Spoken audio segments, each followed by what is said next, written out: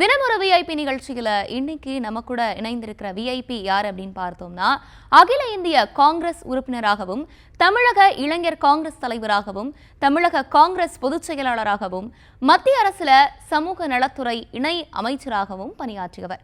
ஒருமுறை நாடாளுமன்ற மாநிலங்களவை உறுப்பினராகவும் இருமுறை நாடாளுமன்ற மக்களவை உறுப்பினராகவும் தமிழக காங்கிரஸ் தலைவராகவும் இருந்த திரு KV தங்கபாலு அவர்கள். சார் வணக்கம். நியூஸ் தமிழுடைய தினம் ஒரு விஐபி நிகழ்ச்சிக்கு உங்களை வரவேற்பதில் மிக்க மகிழ்ச்சி. எப்படி இருக்கீங்க சார்? வணக்கம், நலமா இருக்கிறேன். அனைவருக்கும் நல்வாழ்த்துக்கள். விவசாயியா தங்களுடைய வாழ்க்கையை தொடங்கி அதுக்கப்புறம் நீங்க அந்த அரசியல் வாழ்க்கைக்குள்ள நுழைந்தீங்க. இப்போ ஒரு பிரபலமான அரசியல் தலைவரா உயர்ந்திருக்கிறீங்க. இதை பத்திலாம் பேசுறதுக்கு நிறைய விஷயங்கள் இருக்கு. அதுக்கு முன்னாடி உங்க இளமை காலம், உங்க குடும்பத்தை பத்திலாம் சொல்லுங்க சார். நான் குறிச்சி கிராமத்தில் தங்கவேலு முத்தம்மாள் ஆகியோருடைய மகனாக 1950 பிறந்திருக்கிறேன். எங்கள் கிராமத்தில் முதல் பள்ளி, அடுத்து உயர்நிலைப் பள்ளி, அங்கேதான் என்னுடைய கல்வி ஆரம்பம். இன்னும் சொல்லப்போனால் அந்த உயர்நிலைப் பள்ளி எங்களுடைய குடும்பத்திற்கு சொந்தமான 20 ஏக்கர் நிலத்தில்தான் இப்பொழுதும் இருக்கிறது. அதற்காக அப்பொழுதே எங்கள் குடும்பம் கல்விக்காக அந்த நிலத்தை வழங்கியிருக்கிறது. இளமை காலத்தில் எனது அப்பா ஒரு விவசாயி. நானும் பள்ளி படிப்பு தொடங்கும் நாள்களிலிருந்து உயர்நிலைப் பள்ளி படிக்கும் வரையிலும் தினமும் தோட்ட வேலைகளை செய்துவிட்டுத்தான் கல்விக்கூடத்திற்கே செல்வது வழக்கம். எனது அப்பா நான் ஒரு 13 வயது இருக்கும் பொழுது இறந்து விட்டார். ஆகவே என்னுடைய குடும்பத்திற்காக விவசாய வேலைகளையும் நிறைவேற்றிவிட்டுத்தான் கல்விக்கூடத்திற்கு செல்வது வழக்கமாக வைத்திருந்தேன். உங்களுக்கு அரசியல்ல எப்படி சார் ஈடுபாடு ஏற்பட்டுச்சு? அரசியலில் 69 67 பள்ளி படிப்பு முடிந்த பிறகு சொந்தமாக தொழில் செய்யலாமா அல்லது வேலைக்கு போகலாமா என்று எண்ணம் இருந்தது. அதற்கிடையில் சில பயிற்சிகளையும் பெற்று வந்தேன். அதற்கு தொடர்ந்து 69 அன்னை இந்திரா காந்தியால் காங்கிரஸ்,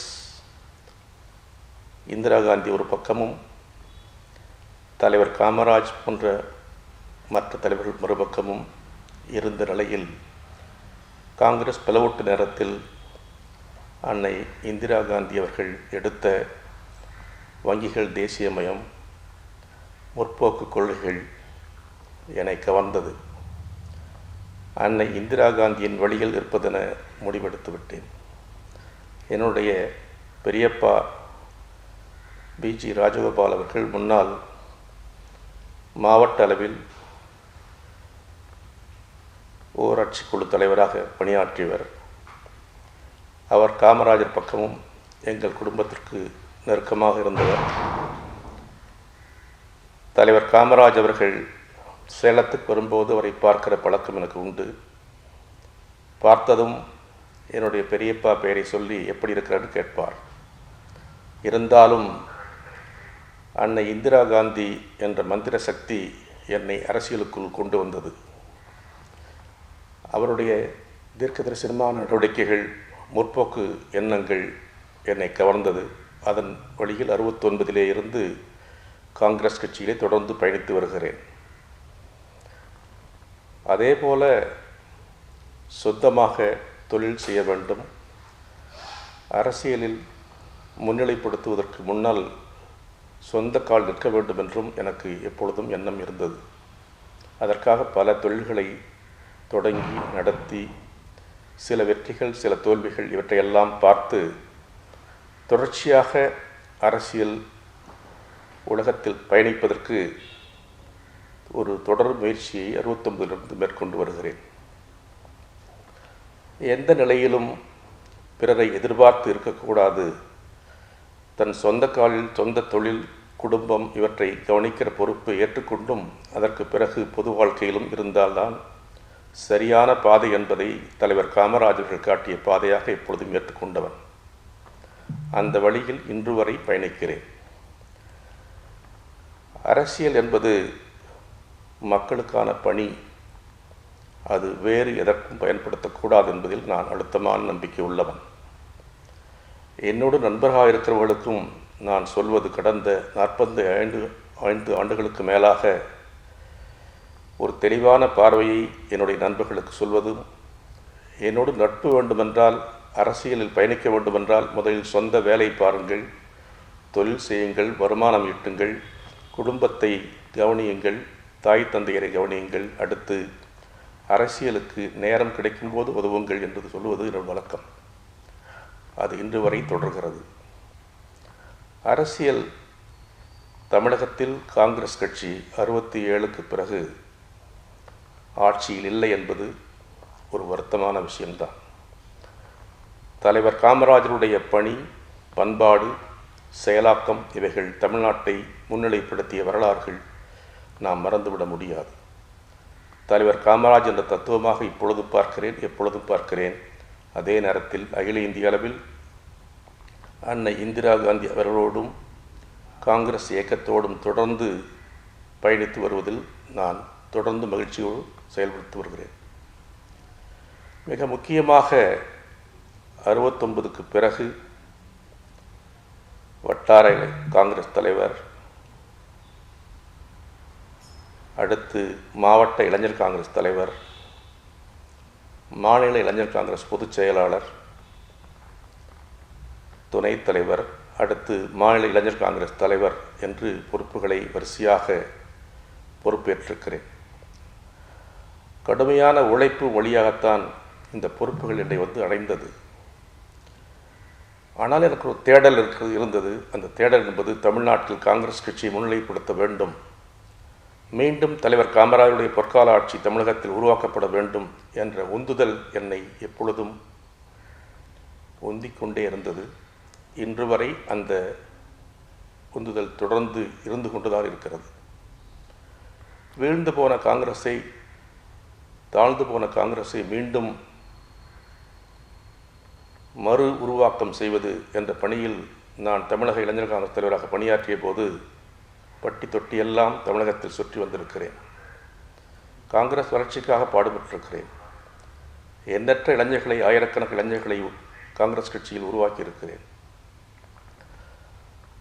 காங்கிரஸ் பல்வேறு சிதைவுகளுக்கு பிறகும் மீண்டெழுவதற்கான வாய்ப்புகளை உருவாக்கி மக்கள் நல போராட்டங்கள், மக்களுக்கான திட்டங்கள், மத்திய அரசு அன்னை இந்திரா காந்தியின் சாதனைகள் இவற்றை தமிழகமெங்கும் முழங்கி வந்திருக்கிறோம். இவைகளெல்லாம் ஒரு பக்கம் இருந்தாலும் காங்கிரஸ் மீண்டும் ஆட்சிக்கு வராத என்ற ஏக்கம் எப்பொழுதும் இருந்து கொண்டே இருந்திருக்கிறது. அந்த தாகத்திலே தான் தொடர்ச்சியாக காங்கிரஸை முன்னிலைப்படுத்துவதிலே, அடுத்து இளைஞர் காங்கிரஸை 35 ஆண்டு முடிந்த பிறகு முதலாக நானே அந்த பதவியை வேறு ஒருவருக்கு மாற்றி கொடுத்துவிட்டு காங்கிரஸ் கட்சியிலே பொதுச் செயலாளர், துணைத் தலைவர் மற்றும் காங்கிரஸ் கட்சியின் தலைவராக 96ஆம் ஆண்டு நியமிக்கப்பட்டேன். தமிழ்நாட்டிலே காங்கிரஸ் கட்சிக்கு தேர்தல் நடத்தி கடந்த 50 ஆண்டு வரலாற்றில் 98ஆம் ஆண்டில் தமிழ்நாடு காங்கிரஸ் தலைவராக தேர்வு பெற்ற ஒரு காங்கிரஸ் தலைவர் என்ற முறையில் எனக்கு அந்த வாய்ப்பு வந்தது. அந்த வாய்ப்பை முறையாக பயன்படுத்தி போட்டியின்றி தேர்ந்தெடுக்கப்பட்ட காங்கிரஸ் தலைவராக இன்று வரை நான் மட்டும்தான் இருக்கிறேன் தமிழ்நாட்டில்.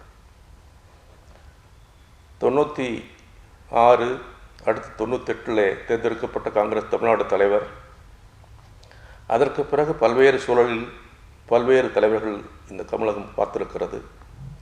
மீண்டும் நான் 2007 6ஆம் ஆண்டிலேயே அந்த பதவி என்னை அடைகிறது.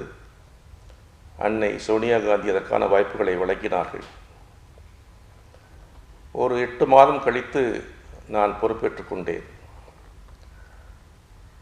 இந்த காலகட்டங்கள் 2007, 2011, 12 வரை அந்த பொறுப்பிலே 5 ஆண்டுகள் பயணித்திருக்கிறேன்.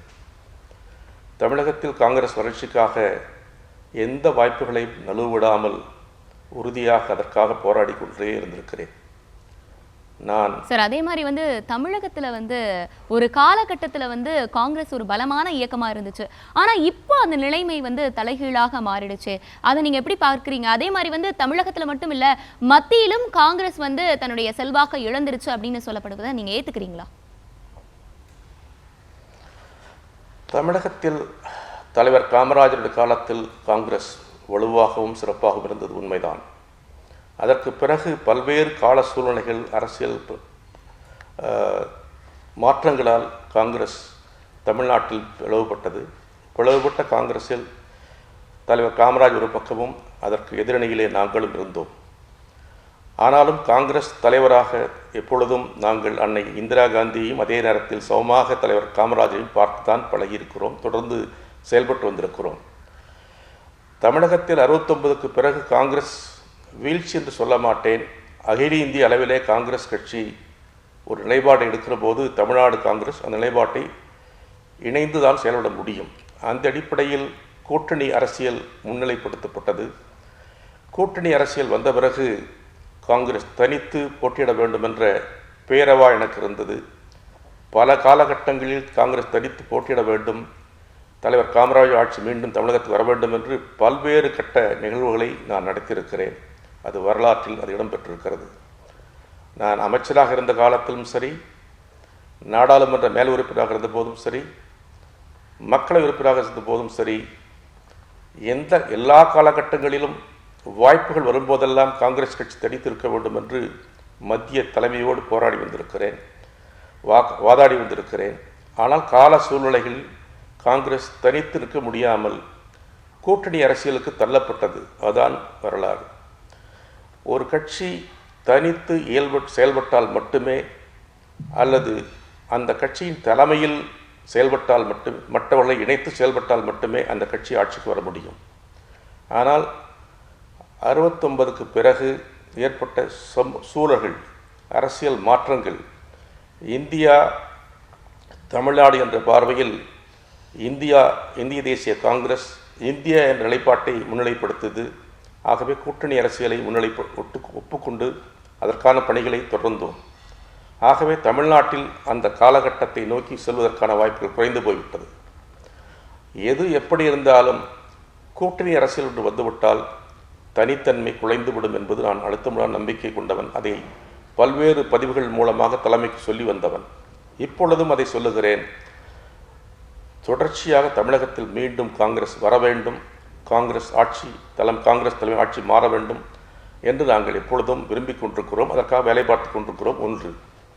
இரண்டாவது, நீங்கள் கேட்ட கேள்வி, மத்தியில் காங்கிரஸ் பலமிழந்திருப்பதாக சொல்லுகிறீர்கள். அது உண்மை இல்லை. இந்தியாவில் பலமான அரசியல் கட்சிகள் என்றால் இப்பொழுது நேற்று காங்கிரஸ் மட்டுமே. நேற்று முதல் நாள், முந்தைய காலகட்டம் என்று பார்த்தால் 70களில் 80களில் ஈவன் 90களில் கூட காங்கிரஸ் தான் முதன்மை கட்சியாக இருந்து வந்தது, இன்றைக்கும் இருக்கிறது. ஆனால் கால ஓட்டத்தில் 2 இடங்களை பெற்ற பிஜேபி இன்றைக்கு 3 இடங்களுக்கு மேல் பெற்று இப்பொழுது 3வது முறை ஆட்சிக்கு வந்திருக்கிறது. அது ஒரு பார்வை. அதற்கு பிஜேபி கொடுத்த விலை என்பது எல்லோரும் அறியும். ஒரு தொடர்ச்சியான தனித்தன்மையோடு அவர்கள் செயல்பட்டதால் அவர்கள் மீண்டும் ஆட்சிக்கு வந்திருக்கிறார்கள் என்று சொன்னால் அதுவும் மிக இல்லை. அதே நேரத்தில் காங்கிரஸ் கட்சி இந்தியாவை, சுதந்திரத்தை, ஜனநாயகத்தை, மதச்சார்பின்மையை காக்கிற மாபெரும் பொறுப்பு கொண்ட காரணத்தால் பல்வேறு இயக்கங்களோடு கூட்டணி வைக்க வேண்டிய கடமை இருந்தது. அந்த கடமையின் வழியாக காங்கிரஸ் மத்தியிலே, மாநிலங்களிலே நல்லாட்சியை வழங்கி வந்தது வரலாறு. காங்கிரஸ் தலைமையில் மத்திய ஆட்சி நடந்த போதும் கூட காங்கிரஸ் கொள்கையிலிருந்து காங்கிரஸ் எப்பொழுதும் சமரசம் செய்து கொண்டதில்லை. காங்கிரஸ் சரித்திரத்தில் காங்கிரஸ் கொள்கைகளை முன்னிலைப்படுத்துகிறது, காங்கிரஸ் வரலாற்றை முன்னிலைப்படுத்துகிறது, மக்கள் நல திட்டங்களை முன்னிலைப்படுத்துகிறது. மக்களுக்கான இயக்கமாக எப்பொழுதும் காங்கிரஸ் இந்தியாவிலே விளங்கி வந்ததுதான் வரலாறு. இன்றைக்கும் எதிர்க்கட்சி என்ற அடிப்படையிலும் கூட சொன்னால் நாங்கள் எங்கள் கடமையை சிறப்பாக செய்து வருகிறோம். தலைவர் ராகுல் காந்தி, அன்னை இந்திரா காந்தி, இப்படி பல தலைவர்கள் இன்றைக்கு அதை நிறைவேற்றுவதற்கு உறுதியாக இருக்கிறார்கள். நண்பர், என்னுடைய அருமை சகோதரர், ஒரு 45 ஆண்டுகால நண்பர் கார்கே இன்றைக்கு தலைவராக பொறுப்பேற்று மிக சிறப்பாக கட்சியை வழிநடத்தி வருகிறார்கள். இது கூட்டணி யுகமாக மாறிவிட்டது தான் இன்றைக்கு ஒப்புக்கொள்ள வேண்டிய ஒரு விஷயம். இந்திரா காந்தி, பண்டிதர் நேரு அவர்கள், சாஸ்திரி அவர்கள், இந்திரா காந்திக்கு பிறகு நரசிம்மராவ் அவர்கள், தொடர்ந்து மன்மோகன் சிங் அவர்கள், இப்படி காங்கிரஸ் வரலாற்றில் மிக மிக சக்திமிக்க தலைவர்களாக விளங்கியவர்கள் அத்தனை பேரும் காங்கிரஸ் லட்சியத்தை விட்டு பெறலாமல் மக்களுக்கான அரசியலை முன்னெடுத்து ஜாதி, மதம், இனம், மொழி என்று பார்க்காமல் மக்கள் அரசியலை காங்கிரஸ் கட்சி தொடர்ந்து நடத்தி வந்திருக்கிறது. ஆகவே இன்றைக்கு நாங்கள் ஆட்சி இல்லாமல் இருக்கலாம், ஆனால் மக்கள் உள்ளங்களில் இன்னும் காங்கிரஸ் கட்சி ஆட்சி செய்து கொண்டிருக்கிறது என்பதற்கு தலைவர் ராகுல் காந்தியுடைய கடினமான உழைப்பு, அவருடைய செயல்பாடுகள், தைரியமான பார்வை, எதற்கும் அஞ்சாத தலைமை, எல்லா உண்மைகளையும் மக்களுக்கு வெளிப்படுத்த வேண்டும் என்ற ஆர்வம், இப்படி பல பல திட்டங்கள் மூலமாக காங்கிரஸ் கட்சி தன்னுடைய சாதனைகளை, தன்னுடைய மக்கள் நல திட்டங்களை, தன்னுடைய வேட்கையாக கொண்டுள்ள ஆட்சி என்ற அந்த மந்திரத்தை அடைவதற்கு தொடர்ந்து முயற்சி எடுத்துக் கொண்டுதான் இருக்கிறோம். விரைவில் சார், இந்த காங்கிரஸ் கட்சி நியூஸ் தமிழுடைய தினம் ஒரு விஐபி நிகழ்ச்சியில இணைந்து பல்வேறு விஷயங்களை எங்ககிட்ட பகிர்ந்துக்கிட்டீங்க. மீண்டும் ஒரு தருணத்துல நம்ம சந்திக்கலாம். மிக்க நன்றி சார்.